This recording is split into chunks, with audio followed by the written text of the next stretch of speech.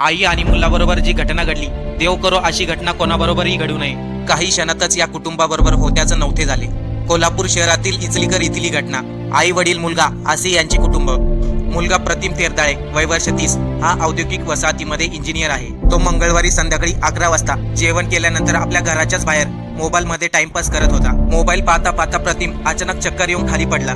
आई शोभा तरदाळे, वय वर्ष 54, प्रतीकला पाहताच त्याच्याकडे धावून आली. तिने मुलाला उठवण्याचा प्रयत्न केला, परंतु मुलाची अवस्था पाहून तीही चक्कर येऊन खाली पडली. त्यांच्या घरातील गोंधळ ऐकून आजूबाजूच्या परिसरातील लोक धावत आले आणि तात्काळ त्यांना जिल्हा रुग्णालयामध्ये दाखल केले.